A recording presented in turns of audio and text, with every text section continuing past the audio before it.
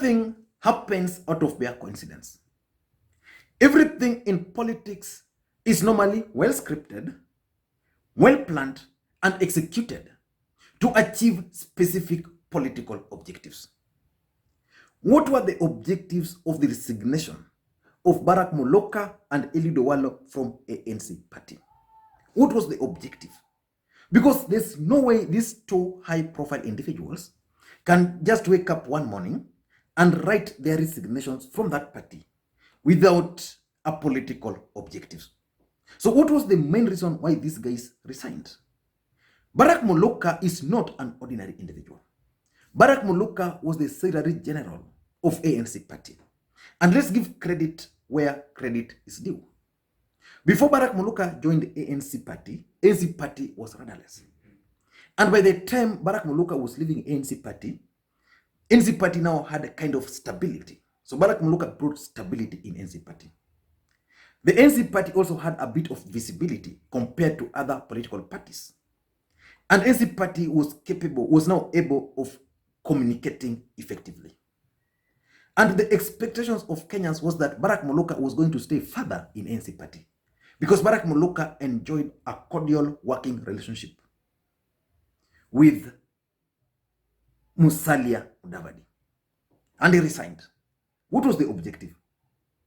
And the other fact that we must also agree to is that when Eliud Owalo joined ANC party to contest for the Kibra by-election, he instilled energy into that party. There was kind of energy which was never seen before in ANC party.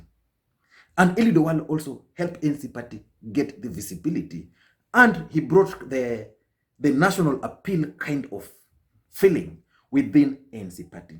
And the expectations of most people within the political circles was that Eliud Owalo was actually going to rise within the ranks of ANC party to either become the Secretary General or to become the deputy party leader. Because as things stand today or by that time, Barack Muluka was the Secretary General. He was coming from Kakamega County. Ayub Savula, also from Kakamega County, deputy party leader, and Musalia Mudavadi. So the expectations was that either Savula or Barack Muluka was going to pave way for Eliud Owalo to rise. But Eliud Owalo also resigned. So what was the objective of their resignation? I want us to go into these details, why these guys probably resigned. Is it possible that someone was trying to push Musalia Mudavadi to join William Ruto's camp, but Musalia Mudavadi refused, so they had to leave? Or is it possible that the system engineered this kind of resignations as a strategy to force Musalia Mudavadi to join or to sign another agreement with Jubilee Party the way Kalonzo Musyoka and Gideon Moi did? I want us to look at all this. But before we do that, if you are watching this video for the first time, I want you to take a second or two and click the subscribe button so that next time we produce a video like this, YouTube will automatically notify you. Now let us go back into the main issue and start with the inside politics within ANC party. I know most of you might not be aware, but two individuals, Johnson Muthama and Hassan Omar, had actually planned to join ANC party. If you've been following the politics of this country, you all know that Hassan Omar was a very close ally of Raila Odinga. And then the moment he lost the Mombasa gubernatorial seat, because he felt Raila Odinga did not support him fully, Hassan Omar went to Jubilee Party before the handshake. And then after the handshake, then Hassan Omar took a low profile within the political circles. He took a long leave from politics. And then some months ago, 2 or 3 months ago, Hassan Omar reached out to Johnson Muthama, because by that time Johnson Muthama also had issues with Kalonzo Musyoka and he had disagreed with Raila Odinga. Of course, these two gentlemen are very close friends. So Eliud Owalo is also one of their close friends. So these three individuals now started meeting. So they met severally and agreed to join Musalia Mudavadi's party, ANC party, because they felt that ANC party provided them with the right platform ANC party was neither in Uhuru Raila's camp or with Ruto's camp. But then ANC party was capable of reaching out to deals with either of the camps. So they held several meetings. But these meetings did not succeed because every time they would agree on how to move forward, the next day Mudavadi would still dilly-dally. So they decided to leave, and that's when Hassan Omar and Mudama then finally opted to join Camp Ruto because they felt three things. Number one, that Musalia Mudavadi was undecided. He's a guy who cannot decide on specific things. You discuss this today, then tomorrow it's not discussed. So they felt it was going to be difficult. You know, some of these Mudama, Omar, those are firebrand politicians. They want things to be done. Like if it's about hitting Raila Odinga or even Uhuru Kenyatta, then they wanted some kind of approval to be allowed, but these were not forthcoming. So they didn't. They felt that Mudavadi cannot make those decisions. Then, from their interactions, they also realized that Mudavadi had a kind of endorsement mentality, that Uhuru Kenyatta is actually going to support him for the presidency in 2022 because he's the most qualified.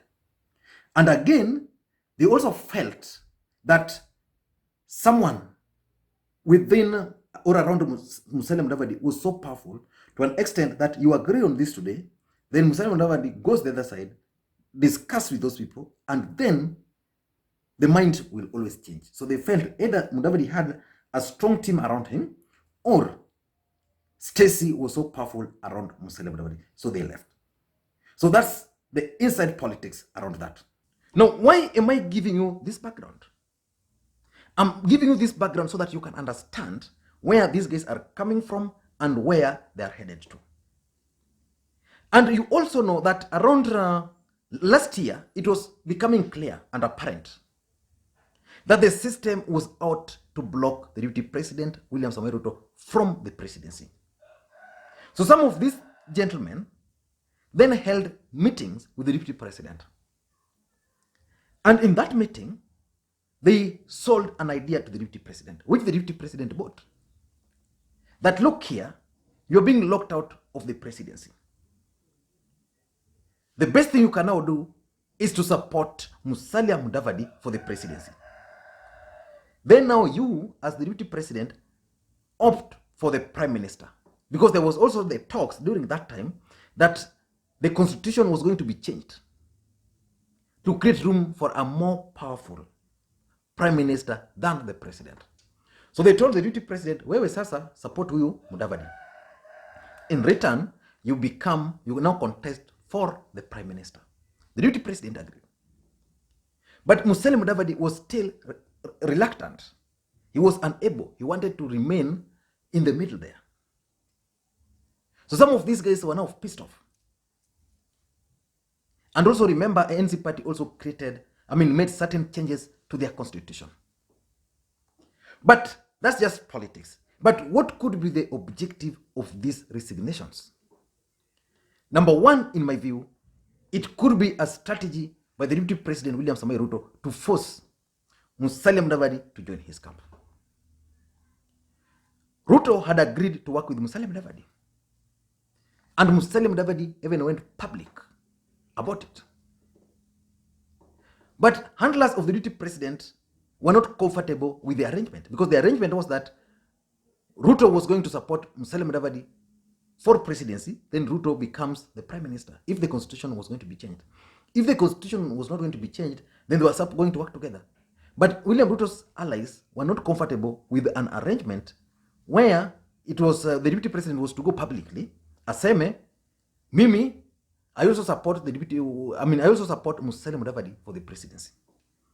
And for those who follow politics, you remember at some point, allies of the deputy president started going to Musalia Mudavadi's camp, office. And they even told their supporters to start embracing Musalia Mudavadi. So the idea by that time was that Ruto was going to work with Mudavadi and Mudavadi was going to be the presidential candidate. But this was not working because the DP's allies are keen on the presidency. If today Ruto was to endorse someone else, what do you think his supporters would do? They would not be comfortable with that arrangement. So the strategy is ask his guys who are very powerful around him to work with him. If he can't, let them resign. Then after resigning, some of these people will now start thinking, okay, is this, Mudavadi will start thinking, okay, why are these guys leaving? So if they're joining the other side, then those guys can now initiate another discussions, and then Mudavadi can then go and work with the deputy president. So it could be a strategy to force them to work with the deputy president. Number two, why these guys could have resigned, I think it could also be something to do with the constitution, ANC party constitution. ANC party made certain changes to their constitution. And the constitution vested more powers on the party leader. The Secretary General, which was supposed to be powerful, was now reduced to just an executive director. So you have a Secretary General who is now an employee of the party. I want to take you, for example, in ODM. ODM, you have the executive director, who is Odinga Ngwen, and the Secretary General, who is Edwin Sifuna. In Jubilee, we have Rafael Tuju as the Secretary General. I don't know the executive director of Jubilee. So let's use the case of Jubilee. So you are now an employee. If you are an employee, it means you might not really be part of the high profile organs. So by reducing the powers of the SG, people like Eliud Owalo were now not comfortable in joining that party as the SG. Barack Muluka, who was the SG, now his powers being reduced, was not comfortable. So probably the constitutional changes within ANC party probably forced Muluka and Owalo to resign. And if you leave that, there was also the clause in the party which they changed. And in that clause, it was very clear that the party leader had now absolute power. Everything. So all powers were now vested in it. So which means the Secretary General, the party leader could actually override the Secretary General. Powerful and forceful people like Muluka and Owalo would not allow themselves to work under that circumstance, where the party leader can decide today, as the SG, you've issued instructions, then someone wakes up and overrides it. They will not allow that. So they would better be without their roles. And also, still on the ANC constitution, these guys inserted a clause. And that clause made the party leader the automatic presidential candidate in ANC party, or even if they had an arrangement as a coalition. So which means if Musalia Mudavadi was to work with the deputy president, if this was the motive of these guys, then it meant that Musalia Mudavadi will only go there as a presidential candidate. No any other option. Because now that's what the constitution is saying. So basically what the constitution of ANC party has done is to place ANC party in a situation where Musalia Mudavadi must be a presidential candidate under whichever circumstance, whether it's a coalition agreement or not. So Musalia Mudavadi is going to contest for the presidency. And the feelings amongst these two gentlemen is that Musalia Mudavadi might not still be very ready for the presidency. In this country, we are only going to have two camps. The Raila Uhuru camp and Ruto and allies camp. So there's not going to be room for a third force alliance. So because of those dynamics and the intrigues there, it was clear that these guys were not going to allow. And this can actually explains why Hassan Omar and even Johnson Muthama then decided to now work with the deputy president, because they realized that this guy is not fair. All these politicians are working for their personal interest.